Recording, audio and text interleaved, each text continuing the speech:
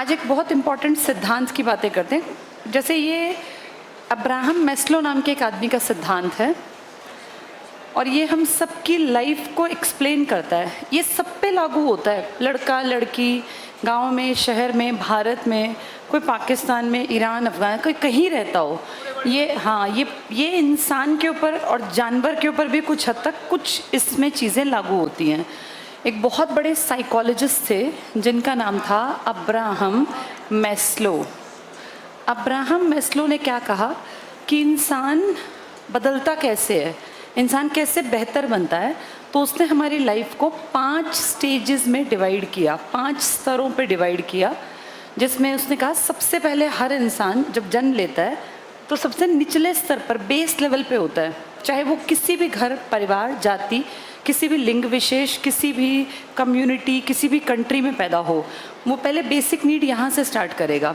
इसके उसने 5 लेवल बताए और उसने कहा लाइफ वहाँ जाके 5वें पर ख़त्म हो जाएगी। सबसे नीचे उसके अकॉर्डिंग 3 चीज़ें, या कह लो जिसको बायोलॉजिकल नीड्स आती हैं। इसमें बायोलॉजिकल नीड्स को ही हम कह देते हैं फिजियोलॉजिकल, यानी फिजिक से जुड़ी, शरीर से जुड़ी, हिंदी में कहूँ तो शारीरिक आवश्यकताएं पहले स्तर पर। और इसके 3 बड़े पार्ट हैं, भूख, प्यास और नींद। ठीक है, भूख, प्यास, नींद, यौन भी इसी का पार्ट आता है, लेकिन हम मेजर की बात करें भूख, प्यास, नींद। भूख, प्यास, सांस भी इसी का पार्ट है, लेकिन अब साइंस को लिखने की ज़रूरत नहीं, क्योंकि ज़िंदा लोगों की बात कर रहे हैं, मरे हुए की तो बात हम यहाँ कर नहीं रहे हैं। तो ये 3 बेसिक नीड हैं, ये आपकी बायोलॉजिकल नीड्स भी हैं। प्रकृति ने आपको क्योंकि जन्म दिया, ये बेसिकली हर किसी की नीड बनेंगी। आप कहीं किसी भी धर्म में, किसी भी जात पात, किसी भी देश में, कहीं भी किसी कोने में पैदा हों, आप इससे नहीं बच सकते कि हम भूखे रह लेंगे, हम प्यासे रह लेंगे, हम नींद नहीं लेंगे। धर्म, जात पात सब बाद की बातें हैं, ये कहलाती हैं बायोलॉजिकल, या इन्हीं को कहा जाता है फिजियोलॉजिकल, यानी ये आपके शरीर से जुड़ी हैं। इसी को कहते हैं शारीरिक आवश्यकताएं। ये इंसान की बातें, जानवर भी जो जिंदा है उसकी नीड है। ये सब पूरी करने के बाद इंसान को चिंता होती है अपनी सुरक्षा की, सिक्योरिटी की, अपनी सेफ्टी की। इसके चक्कर में जानवर भी, इंसान भी, पक्षी भी घोंसला बनाते हैं, घर बनाते हैं। जो आदमी घर नहीं बनाते, किराए पे छत ज़रूर अपने सिर पे इंतज़ाम करता है हर आदमी। ये सब चीज़ें ना परिवार से पहले आती है। जैसे कोई तुमसे पूछे कि तुम्हारा परिवार पहले या तुम, तो तुमको कि हमारा परिवार। ऐसा नहीं है बेटा, ये परिवार तुम इसलिए बोल पाते हो क्योंकि तुम्हारी ये नीड्स पूरी हो रही हैं। जिसकी ये नीड्स पूरी नहीं होती ना, उसके लिए परिवार मैटर ही नहीं करता। हमारे लिए परिवार इसलिए मैटर करता है क्योंकि हम इन सबसे ऊपर हैं। तुम सब सुरक्षित हो इसलिए तो यहाँ बैठे हो, तुम्हारे सिर पे छत है। सबके घर पे चाहे टूटा फूटा ही कमरा हो, लेकिन एक कमरा तुम सबके पास है, किराए का ही सही। ऐसा नहीं कि तुम रोड पे बैठे हो, वरना तुम पढ़ते ही नहीं। पढ़ना बहुत बाद की बात है। तो सबसे पहले इंसान अपने शरीर की ज़रूरतें पूरी करता है, भूख, प्यास, नींद। देन वो चाहता है मेरी सेफ्टी, सिक्योरिटी। इसी के चक्कर में पक्षी अपना घोंसला बनाता है। पक्षी अपना घोंसला बनाएगा, जानवर भी अपने घर का जुगाड़ करता है। तुम देखना, जब ठंड बहुत ज़्यादा बढ़ जाती है तो कुत्ते गलियों में नहीं सोते मिलते। ज़्यादा ठंड में देखा है कुत्ते गायब से हो जाते हैं गलियों में से, यानी वो कोई जगह ढूंढ लेते हैं जहाँ वो सीधे खुले में ना सोएं। सोचो, जिसके अंदर बुद्धि नहीं है बहुत ज़्यादा, वो भी अपनी सुरक्षा के लिए काम करता है। तो हम तो इंसान हैं, हम तो और ज़्यादा काम करेंगे। इसीलिए हर आदमी अपने लिए घर का इंतज़ाम करता है, चाहे वो झोपड़ी के रूप में हो, एक कमरे के रूप में हो, बड़ा घर हो, बहुत बड़ा बंगला हो। घर हर किसी को चाहिए, किराए का या अपना, पर सर पे छत चाहिए। यही सेम जानवर और पक्षी पे भी लागू होता है। सबसे पहले अपना पेट भरता है हर इंसान, उसके बाद सुरक्षा का काम करता है। इसके बाद उसके दिमाग में आता है कि मेरी ज़िंदगी में लव एंड बिलोंगिंगनेस। बिलोंगिंग, इसका मतलब मैं किसी से संबंधित हूँ। जैसे मान लो तुम एक टापू पे भेज दें, आज के दिन कहें लो ये करोड़ों रुपए ले जाओ, एक टापू पे भेजेंगे, वहाँ से तुम्हारा ज़िंदगी भर किसी से कोई कांटेक्ट नहीं, ना कोई फ़ोन, ना तुम्हारा कोई घर वाला साथ जाए, कोई नहीं, सिर्फ तुम जाओगे। उस टापू पे बहुत आलीशान बड़ा घर बंगला बना हुआ है, वहाँ सब सुविधाएं हैं, सारे काम हैं, लेकिन ज़िंदगी में दोबारा तुम इंसान से नहीं मिलोगे, किसी से भी, ना वापस आने का रास्ता। तुम में से हो सकता है एक दो को लगे यार लाइफ तो अच्छी होगी, सब सुविधाएं होंगी, लेकिन बेटा वहाँ जाके ज़िंदगी ना हेल बन जाएगी, नरक। उससे बहुत बेहतर है टूटी फूटी छत के नीचे ही सही अपने घर परिवार के साथ हैं, क्योंकि घर की इम्पोर्टेंस उस चार दीवारी की नहीं होती, घर की इम्पोर्टेंस उन लोगों से हैं जिनके साथ हम रहते हैं। इसी को बोलते हैं अब्राहम मैस्लो का आवश्यकता संबंधी सिद्धांत, कि हमारी नीड्स क्या हैं। सबसे पहले बेसिक नीड्स पूरी की हमने, शरीर की आवश्यकताएं, फिर हमने सुरक्षा की बात की, ये भी शरीर से जुड़ी है। अब ठंड में कुत्ता भी बाहर नहीं सो सकता, इंसान तो कैसे सोएगा, तो ये चीज़ें आपकी लाइफ से जुड़ी हैं। फिर आती हैं आपके दिमाग से जुड़ी चीज़ें जिसमें आप फ्री फील करते हैं, तो आप उसके लिए अपना क्या करते हैं, अपना एक परिवार बनाते हैं। हर आदमी चाहता है मैं किसी परिवार का हिस्सा हूँ। जैसे अनाथ को कोई गोद ले ले लेकिन उसको कभी अपनेपन का एहसास ना हो तो वो ज़िंदगी भर खुश नहीं रह सकता। जैसे सबसे इम्पॉर्टेंट चीज़ है बेटा हमारे पास बेसिक चीज़ों के बाद अपना एक पर्सनल एक परिवार हो जिस पे कि हम फेथ करते हो, और ये फेथ आंख बंद करके हो कि हमें पता है हमारे घर वाले हैं। जैसे तुम्हारे माँ बाप है स्टेज में, कल को तुम्हारी लाइफ जब शादी होगी आगे तो अपने लाइफ पार्टनर है, यहाँ जाके आपका परिवार, आपका घर, आपके संबंध ये बहुत मैटर करते हैं। और जिन लोगों के संबंध अगर नहीं हैं, मान लीजिए किसी का परिवार ही नहीं है, कोई है ही नहीं घर परिवार में, तो उसका ना फिर मन नहीं लगता कामकाज में, क्योंकि उसको लगता है कि मेरी लाइफ का औचित्य क्या है। पर जो भूखा है ना वो परिवार के लिए नहीं सोचता। एक बार एक क्वेश्चन आया था कि एक महिला ने रोटी के लिए अपने बच्चे को बेच दिया, तो वो अब्राहम मैस्लो के पदानुक्रम सिद्धांत में किस स्टेज पर थी। अगर रोटी के लिए बच्चे को बेच दिया तो वो किस स्टेज पर थी, फर्स्ट स्टेज पर। उसकी बायोलॉजिकल नीड्स ही पूरी नहीं हो रही थी। अपने बेटे को बेचना, बेटा बेटा यहाँ का अंग है, तो जो ये सोच है ना हमारी कि सबसे इंपॉर्टेंट हमारे लिए हमारा नहीं, तुम इसलिए ये कहते हो या मैं इसलिए मानती हूँ क्योंकि हम सब की ये बेसिक नीड्स पूरी हो गई। कोई भी इंसान आज तक इस धरती पर ऐसा पैदा नहीं हुआ जो यहाँ से यहाँ जंप मारेगा, नहीं। आदमी नीचे से ऊपर की तरफ बढ़ेगा, सबसे पहले बायोलॉजिकल नीड्स पूरी करेगा, उसके बाद साइकोलॉजिकल, दिमागी। जब आप किसी के लिए, अब जैसे मेहनत जो कर रहे हो ना, तुम्हें भी लग रहा है कि मेहनत हम अपने लिए कर रहे हैं, पर रियलिटी पता है क्या है, हम सब का टारगेट होता है एक अच्छा परिवार पालना। कोई भी अपने लिए नहीं अकेला मेहनत करता। किसी के मन में नहीं है कि भाई मैं, कुछ साल रहती है बात जब तक तुम 25 के, 26 के, 28 के होगे, लेकिन तुम किसी को भी देखना जिसकी एज 30 प्लस है, उससे तुम पूछोगे ना, वो अपने लिए कभी नहीं कमा रहे होते, वो कमा रहे होते अपनी अगली पीढ़ी के लिए, अपने परिवार के अच्छा जीवन देने के लिए। तुम्हारे पिताजी किसी के अपने लिए नहीं कमा रहे, अब तुम जवान हो गए ना, उनका सिर्फ ये टारगेट है कि तुम्हारी पढ़ाई लिखाई शादी ब्याह पे वो अपनी जमा पूंजी को पूरी को खर्च करके भी तुम्हें जिंदगी अच्छी दे देते हैं। और तब तक जब तक कि तुम सेटल नहीं होगे उनको एक टेंशन लगी रहेगी, चाहे वो दिखाए ना कि भैया पता नहीं हमारे बच्चे कब कमाएंगे, कब ये इस काबिल बनेंगे कि अगर मुझे कुछ हो जाए तो भी मेरे बच्चों को दिक्कत ना आए। हर आदमी की यही इच्छा है। इसी को बोलते हैं बेटा लव एंड बिलोंगिंगनेस, ये सब में है। पर पता है क्या, इसके बदले तुम्हारे माँ बाप जो मेहनत कर रहे हैं, या कल को तो जो तुम मेहनत करोगे या कोई भी करता है, जब वो परिवार के लिए काम करता है ना, तो इसके बाद वो जो चीज़ परिवार से चाहता है वो दिमागी तौर पे आपको ज़्यादा लायक बनाती है। मतलब वो डेवलपमेंट की स्टेज है। विकास चाहने वाला, सोचने वाला इंसान ही उस चीज़ को एक्सपेक्ट कर सकता है। इसे कहा जाता है सेल्फ रिस्पेक्ट। इसी को कहते हैं सेल्फ रिस्पेक्ट। इसी को आप कहते हो आत्मसम्मान। जैसे ये ना टर्म इंडिया में बचपन में सिखाया नहीं जाता।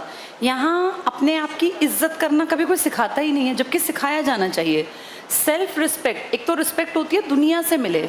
जब आदमी यहाँ रहता है ना थर्ड स्टेज में, तो वो चाहता है मेरा नाम हो, मेरा परिवार हो, लोग मुझे इज्जत दें, लेकिन वो सिर्फ समाज के दायरे की बात सोचता है। जब वो थोड़ा सा मैच्योर बनता है, थोड़ा समझदार बनता है, तो वो चाहता है कि मेरी खुद की अपने मन से, मेरे मन में भी इज्जत हो। और वो परिवार से भी यही चाहता है कि परिवार जिसके लिए मैं इतना मरखप रहा हूँ वो भी मेरी रिस्पेक्ट करे। ये सेल्फ रिस्पेक्ट के ही चलते औरतें पढ़ने लग गई बेटा, लड़कियां पढ़ने लग गई। तुम्हारे दादा दादी के टाइम में कोई, किसी की दादी मेरे ख्याल तुम में से वर्किंग नहीं होगी। जिस समाज के तबके को हम बिलोंग करते हैं ना, वहाँ सेल्फ रिस्पेक्ट औरतों के लिए थी ही नहीं। ये तो अब की पीढ़ी है, जब जितने लड़के हैं उतनी ही लड़कियाँ पढ़ने आने लग गई। कारण तुम सबके पेरेंट्स ने ये फील किया कि हमारी बेटियों को वो ना सहना पड़े जो उनकी जनरेशन की औरतों ने सहा। भाई उनकी जनरेशन की औरतें मतलब तुम्हारी माता जी की उम्र की औरतें, जैसे घर में ना कमाने के कारण चाहे कितनी ही मेहनत की हो लेकिन ताने तो सुनने ही पड़ते हैं ना। जब तक हाथ में पैसा नहीं है तब तक इज्जत नहीं है बेटा। सोसाइटी के ये असली रंग हैं।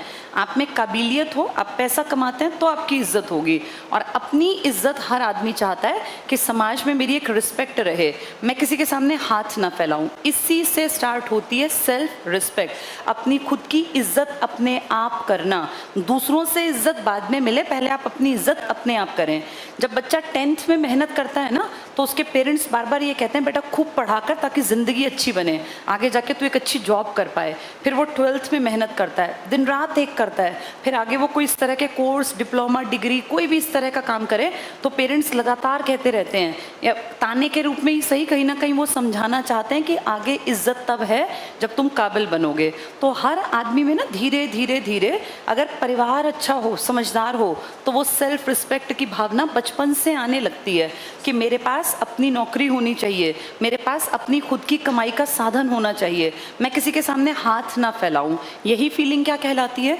Self respect. जब बात सेल्फ रिस्पेक्ट की आती है ना बेटा, तो बहुत लोगों में ये नहीं भी है। बहुत सारे लोगों में अपनी खुद की नज़रों में उनकी इज्जत नहीं होती, उन्हें पता ही नहीं चलता क्योंकि ये कॉन्सेप्ट समझाया नहीं गया। मैं एक छोटा सा एग्जांपल देती हूँ। बहुत बार तुमने ऐसा देखा होगा कि जैसे अब तो पीढ़ियाँ बदल गई, लेकिन आज से बहुत सालों पहले जब औरतें पढ़ती लिखती नहीं थी तो औरतों की इज्जत के मायने ही नहीं थे कोई। उनको सामने हाथ फैलाना ही पड़ता था, पहले पिताजी के सामने, फिर आगे जाके सास के या हस्बैंड के सामने पैसों के लिए। तो ये रिस्पेक्ट मन में थी ही नहीं कि मैं भी कमा सकती हूँ। धीरे धीरे औरतें पढ़ने लगी। किसी समझदार पिता ने सोचा होगा कि अपनी बेटी को पढ़ा दूँ, उसने हिम्मत दिखाई होगी। फिर और लोगों को लगा यार इसकी लड़की पढ़ी लिखी है, इसकी लड़की जो है अच्छा जीवन जी रही है, हम भी पढ़ा दें। आज ऐसा सबको लगता है कि अपनी बेटियों को पढ़ा लिखा दें। यानी धीरे धीरे धीरे समाज में औरतों के मन में, आदमियों के में भी होनी चाहिए कि अपनी खुद की इज्जत हो। ये कब होती है? जब हम मेहनत से कोई चीज़ अर्न करते हैं, जब दिन रात पढ़ते हैं ना, मेहनत करते हैं, नौकरी हासिल करते हैं, फिर अपने आप पे प्राउड होता है। अभी कुछ दिन पहले एक लड़का आया हुआ था, अभी शायद परसों की बात है, वो लड़का याद है तुम्हें? शुभम था, 21 साल का। उसकी माताजी ने यहाँ बात की थी क्या?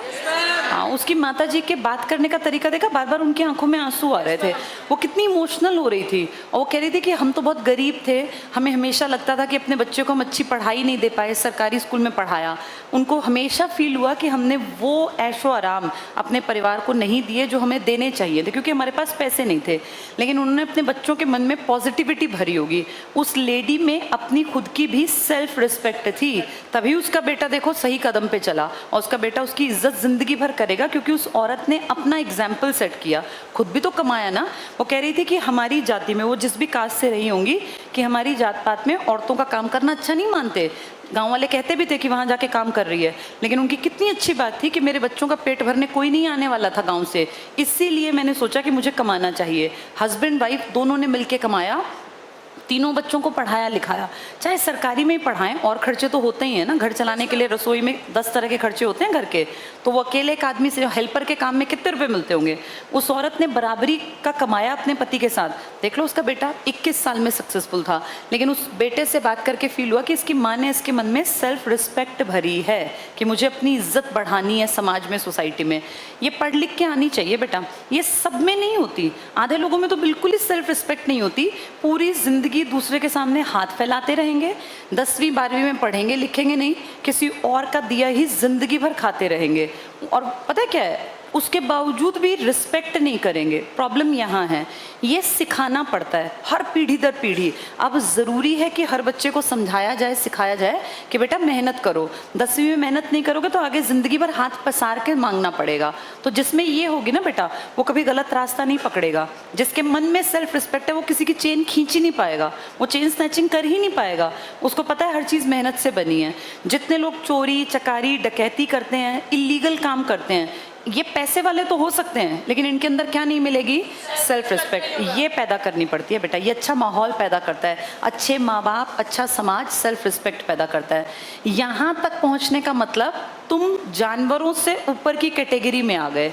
ये 3 चीज़ तो कुत्ते बिल्ली भी करते हैं। तुमने देखा है कुत्ते के बच्चे को, छोटे से को, बिल्ली के बच्चे को अगर तुम जाके पकड़ोगे और उसे लगेगा कि तुम उसके बच्चे को नुकसान करने वाले हो, तो बिल्ली भी देखा है भागती है पंजा मारने के लिए, चाहे वो कितनी घरेलू हो।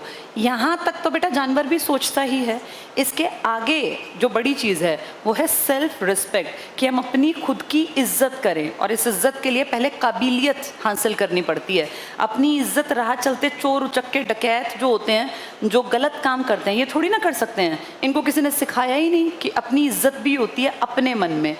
इसके बाद जो और ऊपर की स्टेज है, जहाँ इस धरती के शायद 1% लोग भी नहीं पहुँच पाते और नामुमकिन बराबर है वहाँ तक पहुँचना, बहुत मेहनत करनी पड़ती है। उसे कहते हैं बेटा सेल्फ एक्चुअलाइजेशन। ये नया टर्म होगा तुम लोगों के लिए। इसी को कहते हैं आत्मबोध। बोध मतलब समझ, अंडरस्टैंडिंग, खुद को समझना। मैं एक इंसान हूँ, भगवान ने मुझे एक शरीर दिया, एक आत्मा के रूप में मैं इसमें हूँ, मैंने क्या करना है, मुझे ज़िंदगी किस लिए मिली। जब इतनी समझ बढ़ जाएगी ना, तो हम कहते हैं इस आदमी में आत्मबोध आ गया। और बहुत कम लोग हैं जिनमें आत्मबोध आता है, नहीं तो ज़्यादातर लोग जब तुम्हारी उम्र बढ़ेगी तो तुम देखोगे इन 3 से ऊपर नहीं बढ़ पाते। सेल्फ रिस्पेक्ट सब में नहीं होती। मैंने अभी बताया जो चेन स्नैचर है, उसकी बहुत बार दलील होती है घर में आटा नहीं था इसलिए मैं चोरी करता था। उसमें सेल्फ रिस्पेक्ट नहीं है कि आटा नहीं है तो तूने मेहनत क्यों नहीं की, तू पढ़ लिख के काबिल क्यों नहीं बना। किसी की बाइक चुरा ली, किसी का कुछ छीन लिया। ये जो लोग हैं लगभग ज़्यादातर के बारे में सुनोगे तो कहेंगे हमने तो ऐसा इसलिए किया कि रोटी नहीं थी। बहुत सारे क्राइम करने वाले ऐसा कहते हैं। यहाँ तक तो बेटा कुत्ते और बिल्ली भी तो हैं। हम इंसान हैं, इससे ऊपर बढ़ना है। और ऊपर बढ़ने की 2 स्टेज में देखो तुम कहीं ना कहीं अपने आप को नजर आओगे, सेल्फ, और यहाँ भी सेल्फ। सेल्फ मतलब खुद का, खुद की बेहतरी, खुद की इज्जत। इन दोनों पे पहुंचना मेहनत की डिमांड करता है। नहीं तो यहाँ तो कुत्ते में, सूअर में, गाय में, भैंस में और इंसान में क्या फ़र्क है। कुत्ते, बिल्ली, भैंस, सूअर भी अपने परिवार के लिए ही काम करते हैं। देखा नहीं है, पक्षी भी सुबह उठ के दाना ढूंढता है, फिर दाना ले जाके अपने छोटे छोटे, देखा वो चोंच में अपने बच्चों की में डाल रहा होता है। इतना तो सभी करते हैं। इसके बाद आपका इंसान होना कहीं ना कहीं आपको बेहतर बनाता है कि आप आत्मबोध कर सकते हैं। वो सबसे ऊपर लेवल है बेटा, वहाँ पहुँचना लगभग नामुमकिन है। और बहुत थोड़े लोग हैं जो वहाँ तक पहुँच पाते हैं। पता है वो लोग कौन है? जो, हाँ, जिनके मन में कंटेंटमेंट है कि यार भगवान ने जितना मेरे लिए किया, परमात्मा ने मुझे बहुत दिया। ब्लेसिंग्स हमेशा फील करे, जो हमेशा ग्रेटफुल रहे, भगवान को, सोसाइटी को हर घड़ी धन्यवाद दे कि मैंने जितना पाया, मैंने बहुत कुछ पाया, शायद मैं इसके काबिल नहीं था तब भी मिल गया। और जितना हो सके अपनी लाइफ का बेस्ट देना, सिर्फ लेना लेना नहीं। यहाँ तक तो आदमी लेने की कोशिश में था, अब बेस्ट देना। कोई टीचर के रूप में, समाज सेवी के रूप में, किसी भी रूप में वो समाज को जब एक वापस लौटाता है ना चीज़ें, तो ये लेवल होता है बेटा आत्मबोध का। यहाँ तक पहुँचना बहुत बहुत बहुत बड़ी बात है, जिसके अंदर सेल्फ कंटेंटमेंट आता है ना, कि मैं संतुष्ट हूँ, मैंने एक अच्छी ज़िंदगी जी, मैंने सबके लिए बेस्ट किया। सबसे पहले तो अपने लिए बेस्ट किया। जिसने अपने लिए नहीं किया, भूख प्यास जिसकी नहीं मिट पाई, वो दूसरों के लिए क्या करेगा। आज तक कोई 1st से 5th पे नहीं गया। 1st से हर आदमी 2nd पे आएगा अपनी सुरक्षा के लिए। यहाँ से वो अपने परिवार की सोचेगा 3rd पे। इसके बाद उसकी स्टार्टिंग होती है आत्म की, अपनी इज्जत करना। अपनी इज्जत करने के लिए बहुत ज़्यादा मेहनत करनी पड़ती है बेटा। अपने मुँह मियाँ मिट्ठू तो कोई भी बन लेगा कि मैंने ये किया ये किया, लेकिन सच में जब आप सोचें कि हाँ, जिसको समाज बोले, बिल्कुल ठीक कहा इसने शब्द ये, जब समाज आपकी रिस्पेक्ट करे ना कि यार इस आदमी ने बहुत काम किया, इसने सच में काम किया, सोसाइटी जब कहे, मेजॉरिटी जब माने कि आपने काम किया, तो फिर आप यहाँ तक पहुँच जाते हैं। और आत्मबोध के बाद तो इंसान को परम सुख की प्राप्ति होती है कि यार मैंने अपनी ज़िंदगी, चाहे मैं आज चला जाऊँ, चाहे मेरी ज़िंदगी इतनी ही हो, लेकिन मैंने फुलेस्ट तरीके से इसको जिया और मैंने मैक्सिमम अच्छा किया समाज के लिए, दुनिया के लिए, सोसाइटी के लिए। ये सिद्धांत समझ में आ गया? ये अब्राहम मैस्लो का पदानुक्रम सिद्धांत है, लाइफ से जुड़ा। इसमें कितनी स्टेजेस बताई उसने? 5। अच्छा, एक चीज़ और बता दूं, कई बार ना बेटा आदमी ऊपर से नीचे भी गिरता है इसमें, इसी स्टेज में। कैसे? मैंने एक एग्जाम्पल दिया। ये क्वेश्चन भी था एक बार कि एक महिला ने, भूख से पीड़ित महिला ने बाजार में अपने बच्चे को बेच दिया। उसका बच्चा है, इसका मतलब उसका परिवार है, यानी वो यहाँ तक तो थी, लेकिन भूख से पीड़ित महिला ने अपने बच्चे को बेच दिया। अब वो भूख से पीड़ित है तो वो कहाँ आ गई है? वो 1st लेवल पर आ गई है। आया समझ में? जब हम पैसे कमाते हैं ना, पैसे कमाने के बाद जब आप लोग पैसे कमाओगे तो आपको देखना बहुत सारे लोग आएंगे कि सर आप जो है इंश्योरेंस करा लीजिए, आप अपने परिवार का, भाई देखा नहीं वो ज़िंदगी के साथ भी ज़िंदगी के बाद भी LIC और इस तरह की बातें। तो ये LIC टाइप की चीज़ें या इंश्योरेंस, आपकी गाड़ी का आप इंश्योरेंस कराते हैं, बाइक का इंश्योरेंस कराते हैं या चीज़ों का, किसी भी चीज़ का, ये इंश्योरेंस किस में आना चाहिए बेटा? इसमें आएगा इंश्योरेंस? नहीं, इंश्योरेंस आएगा इसमें। इसको घर तो मैंने समझाने के लिए लिखा है बेटा, ये है देखो, इंश्योरेंस किस में आएगा? सुरक्षा में, कि भैया इसकी, अब जैसे बाइक की इंश्योरेंस करा लिया बाइक का तो तुम सेफ हो गए ना, कोई भी दिक्कत हुई, बाइक चोरी हो जाए तो तुम सेफ हो, गाड़ी का इंश्योरेंस हम क्लेम कर सकते हैं। तो ये जो ये इंश्योरेंस वाला टर्म है ना, ये यहाँ आएगा सुरक्षा में। और अगर बच्चे को बेच दिया, बच्चे तक पहुँचने का मतलब वो कहाँ तक पहुँचे? परिवार। परिवार के बाद वो इतने निचले स्तर पर गिर गए कि उनको फर्स्ट स्टेज का, अब समाज का पतन इतना हो गया बेटा कि कई लोग यहाँ पहुँच के 3 ज़रूरतें नहीं है, भूख प्यास नींद पूरी हो रही है, फिर भी अपने घर वालों में देखा है लोग अपने बेटियों को पैसों में शादियां कर देते हैं और इस तरह के। ये सामाजिक है, ये बायोलॉजिकल नहीं है। वो रोटी के लिए ऐसा नहीं करते, वो समाज में, क्योंकि उनके अंदर सेल्फ रिस्पेक्ट नहीं है, तब भी बहुत सारे लोग ऐसा करते हैं। वैसे ऐसा ज़्यादातर होता है कि 1 से 2, 2 से 3, 3 से 4 और 4 से 5, पर उल्टी तरफ भी लोग बहुत बार आते हैं जब वो अपनी सुरक्षा को सबसे इम्पोर्टेंट मानने लगे। परिवार पीछे और सुरक्षा पहले। जैसे परिवार में मान लो हस्बैंड वाइफ हैं 2 और दोनों कमाते हैं, कमाने का मतलब वो कहाँ तक पहुँच गए हैं?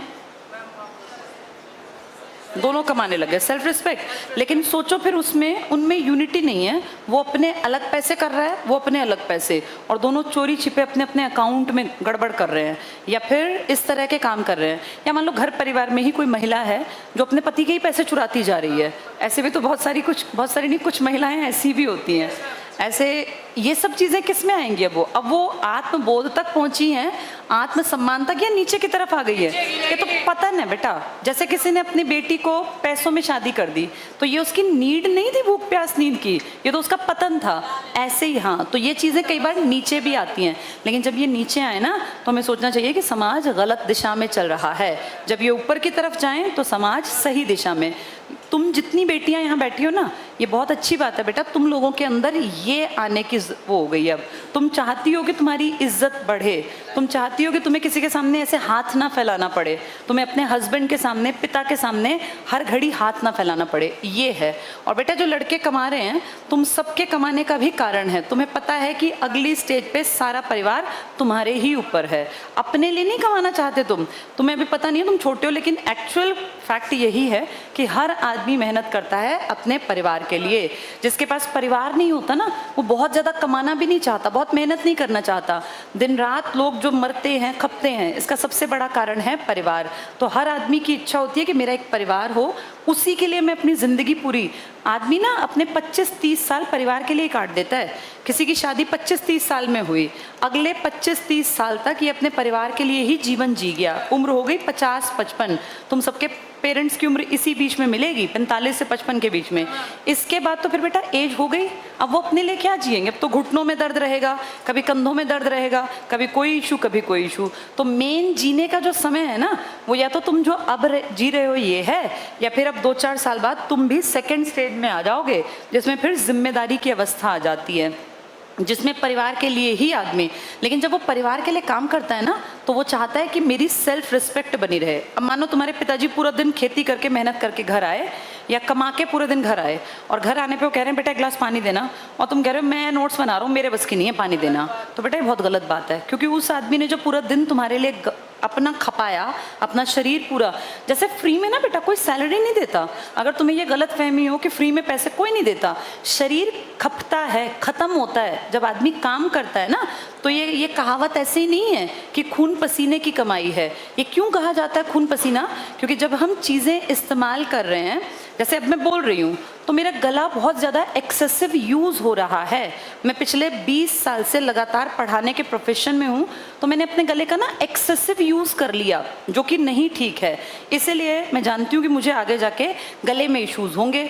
अब जैसे हम लगातार पूरे दिन खड़े रहते हैं तो हमारे पैरों में आगे जाके दर्द बनेगा, ये दिखती बात है, क्योंकि आप इतने लंबे टाइम तक खड़े रहेंगे तो वो चीज़ें आपको कहीं ना कहीं परेशान करेंगी।